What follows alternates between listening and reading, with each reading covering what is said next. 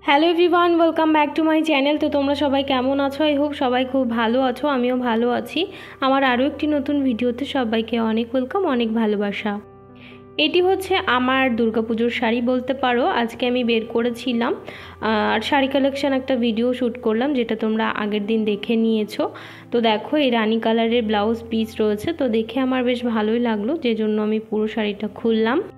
এখন বাজে ঘড়িতে 3টে। তো এখন হচ্ছে কুষাণকে নিয়ে আমি বেরোবো, রেডি হয়েই বেরিয়ে পড়বো, ওর পড়া রয়েছে আজকে। তো ভাবলাম এই শাড়িটা নিয়ে গিয়ে ব্লাউজটা কাটাতে দিয়ে আসবো। আসলে আমাকে এই শাড়িটা আমার এক যা দিয়েছিল, আমার কাছে কালারটা একটু বেশি ক্যাটকেটে লাগছিল, যে জন্য ভাবছিলাম আমি পরবো না। তো মা বলছিল যে না, শাড়িটা হালকা আছে, তোমাকে পরলে ভালো লাগবে। তারপর আমি খুলে দেখলাম, তারপর বুঝতে পারলাম যে না, অতটাও খারাপ না, বিয়েবাড়িতে পরা যেতেই পারে। তারপরে একটু খুলে দেখতে গিয়ে আমি পুরো শাড়িটা এলোমেলো করে দেখলাম। তো তারপরে ডিসাইড করলাম যে আজকেই আমি ব্লাউজ কাটাতে দিয়ে আসবো। তো এরকম এলোমেলো করে ভাঁজ করে প্যাকেটে ভরে নিলাম। এবারে আমি রেডি হব, রেডি হয়ে দিন আমি যাব পাথুরিয়াতে। যাওয়ার সময় তবে দোকান বন্ধ ছিল, যে জন্য আমি যাওয়ার সময় দিতে পারিনি, শাড়িটা নিয়েই পাথুরিয়াতে চলে গিয়েছিলাম। আসার সময় আমি ব্লাউজটা কাটাতে দিয়ে তারপরে আর কি বাড়িতে গিয়েছিলাম। যেহেতু আমি পরে ভয়েস ওভার করছি, সেই জন্যই বলছি। বানেশ্বরপুরে এসে কিছুটা সময় দাঁড়িয়েছিলাম, তারপরেই দেখো বাস পেয়ে গেছি, বাসে উঠে পড়েছি। বাসে 10 মিনিট লাগে পাথুরিয়াতে যেতে বানেশ্বরপুর থেকে। আজকে যাওয়া আসা দুটোই ছিল বাসে। তো তারপরে দেখো ব্লাউজ পিসটা কেটে আমার শাড়ির সাইডটা সেলাই করে আমি নিয়ে চলে এসেছি। শাড়ি আর রেখে আসিনি, বললাম ব্লাউজ কাটিয়ে দিতে, কেমনভাবে কি কাটাবো বলে এসেছি। আর যখন কাটিয়ে আনবো তখন তোমাদের সাথে নিশ্চয়ই শেয়ার করব। তারপর এই যে শাড়িগুলো দেখছো, এই শাড়িগুলোও ভাবছি এবছর পুজোতে এক একটা করে ভাঁজ ভেঙে পরে ফেলবো। ওগুলো সবই নতুন শাড়ি। আর এই যে হচ্ছে সেই শাড়িটা, ব্লাউজ পিস কেটে দিয়ে এসেছি, এটাই আমি তোমাদের সাথে একটু দেখাচ্ছিলাম, শেয়ার করছিলাম।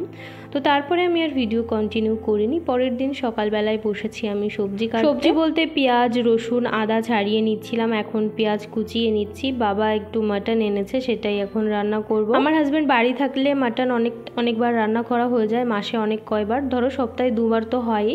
তবে সেইটা একটু কমেছে, বাড়িতে মাটন আনাই হয় না। সেই ষষ্ঠীতে আনা হয়েছিল, এর মধ্যে আর আনা হয়নি। আর আজকে মাটন খেতে কে কে পছন্দ করো আমাকে অবশ্যই কমেন্টে জানিও। তবে আমার অতটাও বেশি ভালো লাগে না, আমার হাজব্যান্ড খুব ভালোবাসে। আমার চিকেনটাই বেশি ভালো লাগে। আর মায়ের কিন্তু বারণ আছে, মা তবুও খায়, কিন্তু অল্প 2-1 পিস খায়। মার হচ্ছে কোলেস্ট্রল আছে, সেই জন্য। রান্না বান্না সেরে তারপরে উপরে চলে এসেছিলাম। এখন যাব আমি স্নান করতে। স্নানের আগে আমি চুলটা ভালোভাবে আঁচড়ে নিয়ে চুলটা উঁচু করে বেঁধে রাখি। পুরোপুরি চুলটা আমি ভেজাই না, তবে মাথায় জল নিই। এত বড় চুল যদি সবসময় ভেজানো হয় তাহলে শোকাতে কিন্তু অনেকটা সময় লাগে। আর এই চুলের জন্যই বেশি আমার ঠান্ডা লেগেই থাকে। তো অনেকেই জানতে চাও চুল কিভাবে খুব তাড়াতাড়ি তোমরা লম্বা করতে পারবে, চুলের গ্রোথ হবে কিভাবে, কি করলে। আমি একটু একটু করে তো তোমাদের সাথে শেয়ার করি। তো এটাও একটা বিষয়, যেমন রাতে বেনুনি করে শোয়া। আমি কিন্তু প্রতিদিন রাতে এরকম বেনুনি করে শুই। পরের দিন সকালবেলায় খুলে আমি বেঁধে নিই, না হলে স্নানের আগে বেঁধে নিই। যেমন আজকে সকালে আমি চুলটা খুলেছিলাম না, সেই থেকে বেনুনি করাই ছিল কালকে রাতের থেকে। প্রতিদিন রাতে যদি তোমরা তোমাদের চুলটা এরকম বেনুনি করে বেঁধে শো, তাহলে কিন্তু চুল নষ্ট কম হয়। চুল যদি ছেড়ে শোয়া হয়, সেক্ষেত্রে কি হয়, চুলে কিন্তু ঘষা লাগে, তারপর চুলটা আর কি ড্যামেজ হয়ে যায়, চুলের আগা ফেটে যায়, অনেক সমস্যা হয়। চুল যদি তোমরা বেনুনি করে শো, তাহলে কিন্তু চুল অনেকটাই ভালো থাকে। তো এই বিষয়টাও তোমরা একটু করতে পারো, এটাও চেষ্টা করলে আশা করছি ভালো ফল পাবে। আমি তো আমার চুল আমি সব দিনই বেনুনি করেই শুই, মাঝে সাঝে হয়তো হয়ে ওঠে না কোনো কাজের চাপে, তবে এটা একটা নিয়মের মধ্যেই পড়ে যে আমি প্রতিদিন বেনুনি করব, তারপরেই ঘুমোবো। তো এটা অনেকেরই প্রশ্ন ছিল, সেটা আমি তোমাদের সাথে শেয়ার করলাম। কেউ কিছু জানতে চাইলে যতদিন না আমি শেয়ার করতে পারি আমার যেন ভালোই লাগে না। তো এটা ছিল পরের দিন রাতে, আমি আজকের সারা দিনটা স্কিপ করে গিয়েছি।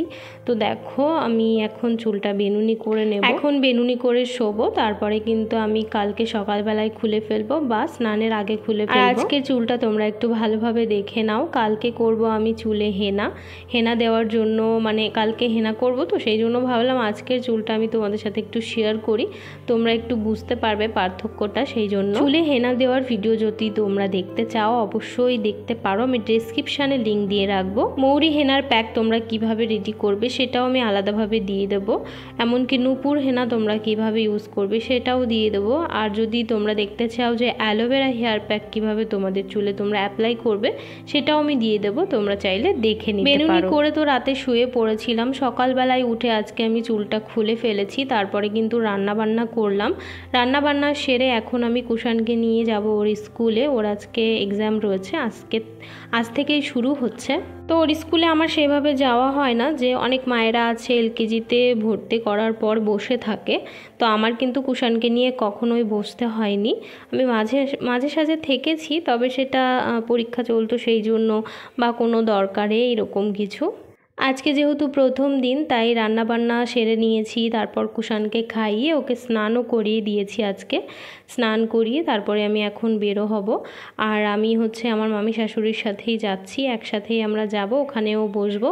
কি করি না করি সবটাই তোমাদের সাথে শেয়ার করব, তো তোমরা দেখতে থাকো। ব্যাগ গোছানো হয়েই গেছিলো, কুষাণ আবার বায়না করলো যে ওকে একটা নতুন পেন্সিল দিতে হবে, যে জন্য আমি একটা নতুন পেন্সিল এনে কেটে নিচ্ছিলাম। আর হ্যাঁ, দুর্গাপুজোর তো আর বেশি দিন দেরি নেই, কার কতদূর কি কেনাকাটা হলো আমাকে অবশ্যই কমেন্টে জানি। আমি অনেক আগের থেকেই গোছানো শুরু করে দিয়েছি, ব্লাউজ কাটিয়ে নিয়েছি 3টে, তারপর আরও একটা কুর্তি সেট আমি নিয়েছি আমার বার্থডেতে, ওগুলো আমার দুর্গাপুজোরই কেনাকাটা বলতে পারো।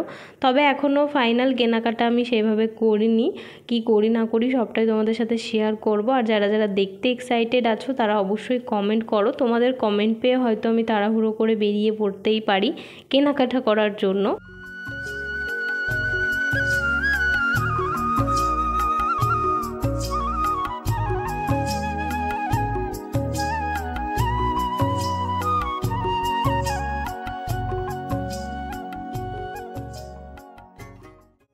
কুষাণের স্কুলে পৌঁছাতে হয় 9:15-র মধ্যে, ওকে স্কুলের ভেতরে দিয়ে দিতে হয়। তো তারপর এখন বাজে 11:30, 11:30-এ ওর ছুটি হয়ে গেছে। আমরা এতটা সময় স্কুলের সামনে একটা বাড়ি আছে, পুকুর পাড়ের ওখানেই বসেছিলাম।